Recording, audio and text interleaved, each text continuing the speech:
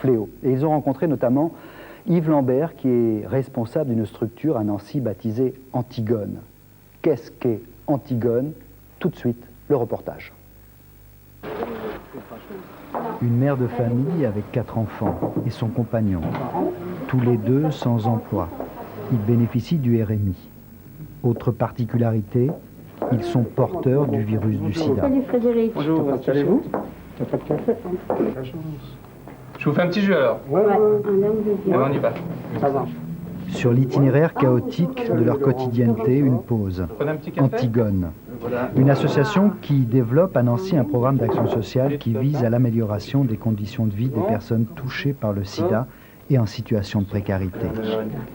Vous avez... Les missions d'Antigone, fournir si besoin un logement adapté à la situation des bénéficiaires, garantir un soutien psychologique, un suivi social et médical de leur dossier.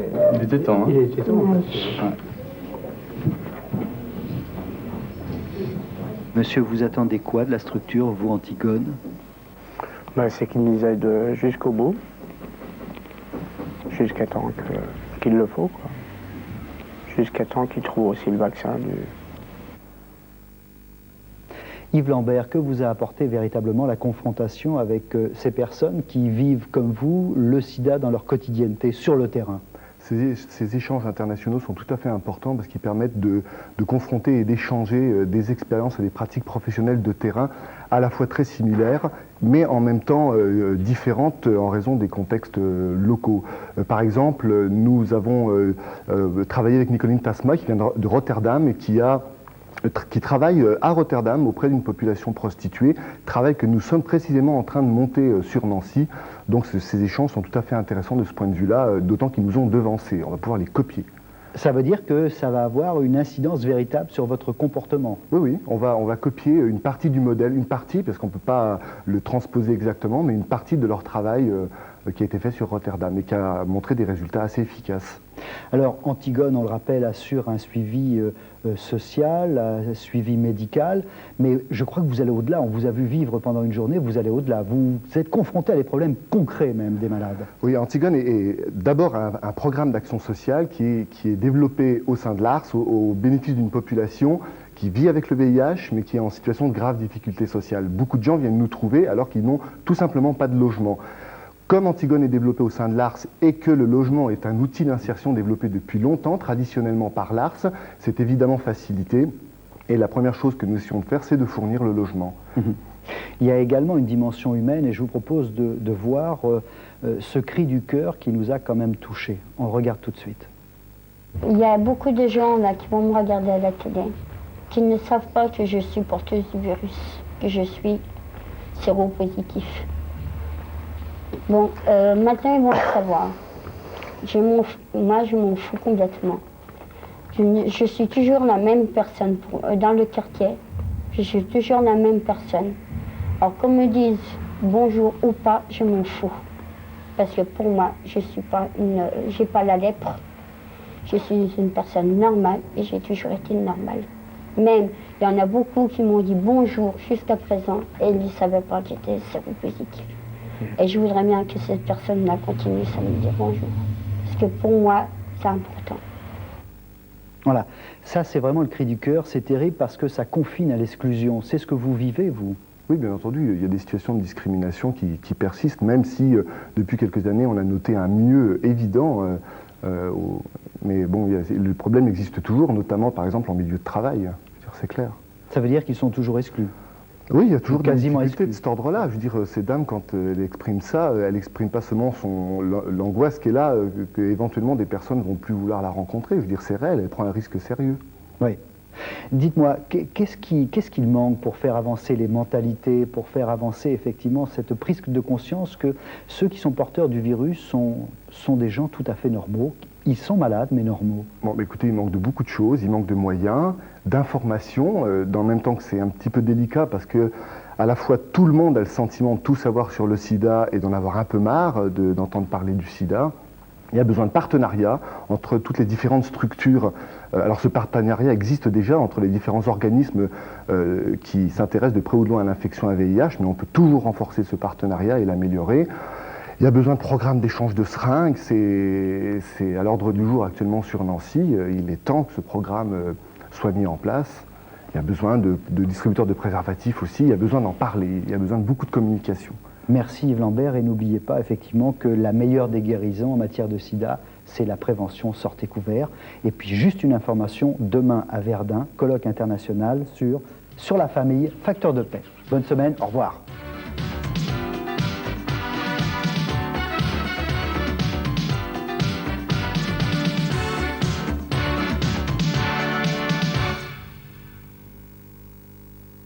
Cette grande journée de mobilisation pour lutter contre le sida. En Lorraine, depuis 1983, 364 cas de sida sont répertoriés pour environ 1500 séropositifs. À Nancy, des associations ont mis en place un programme Antigone pour venir en aide aux personnes malades et les aider dans leur démarche avec l'administration.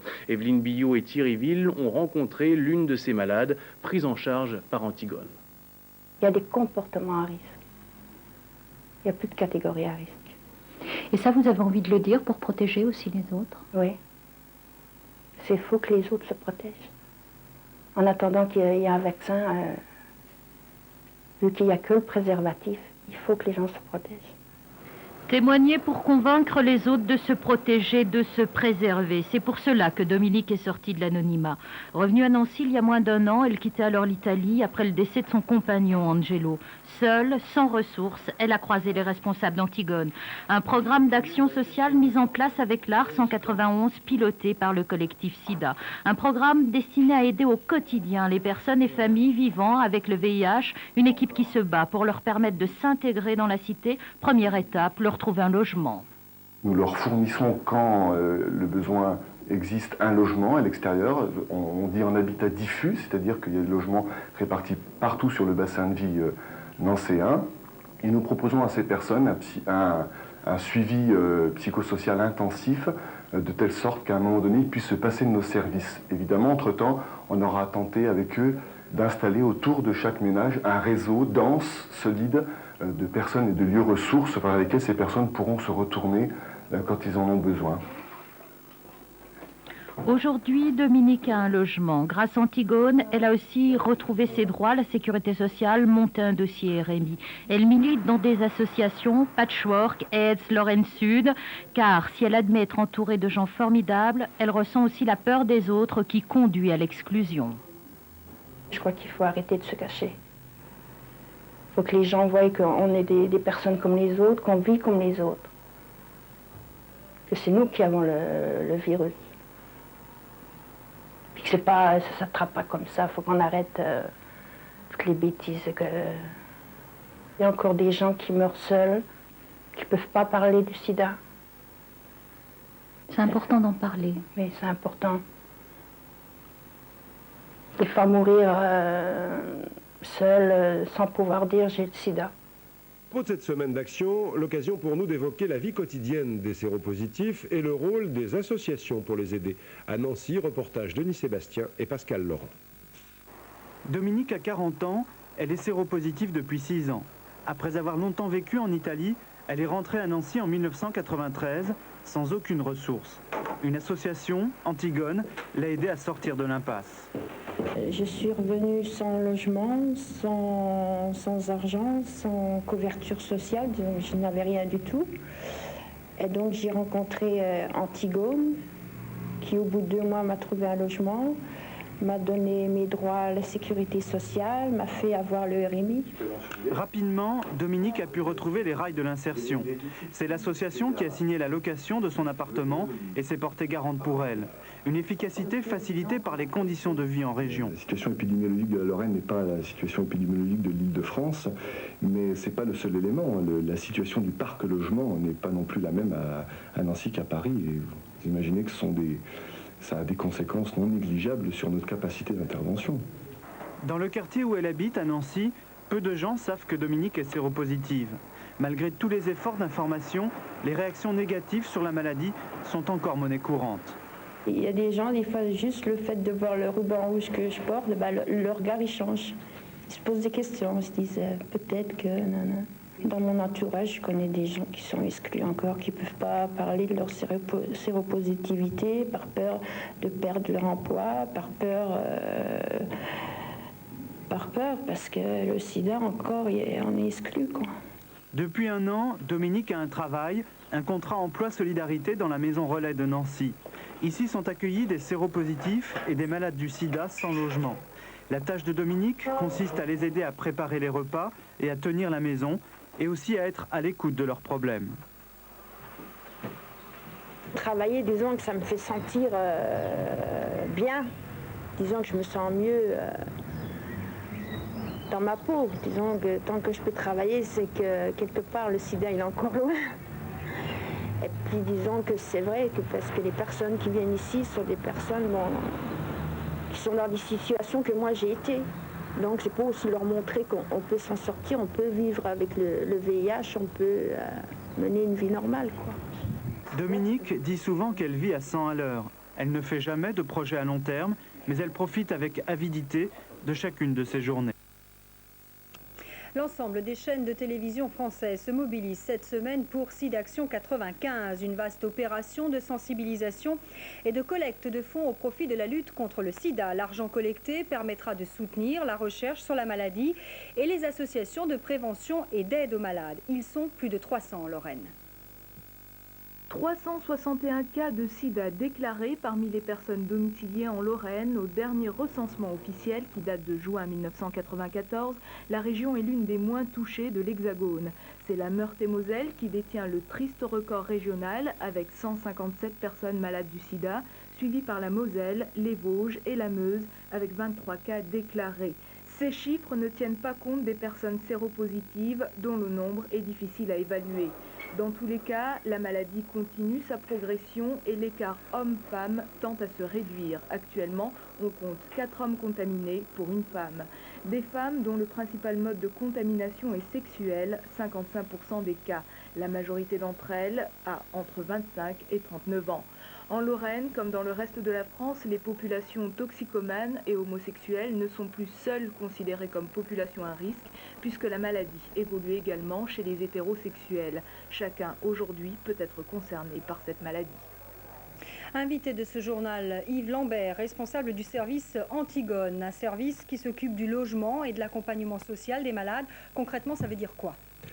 Ça veut dire qu'il y a un certain nombre de personnes qui vivent en Meurthe-et-Moselle, et tout particulièrement sur le bassin de vie de Nancy, et qui, à un moment donné de leur parcours, se trouvent dans des situations très très graves de difficultés, et que nous tentons de les aider. Et une de ces difficultés-là, évidemment, ça peut être tout simplement le logement. Il y a des gens qui viennent nous voir et qui n'ont pas de logement. Donc qui, dans un premier temps, vont, par exemple, vivre dans un centre d'hébergement, mais pour lesquels, très rapidement, nous proposerons un logement et un suivi global.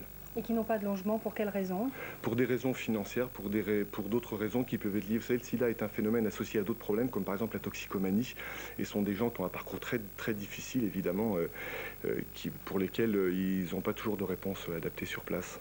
Alors vous avez bénéficié d'une partie de la manne collectée lors de SIDAction l'an dernier.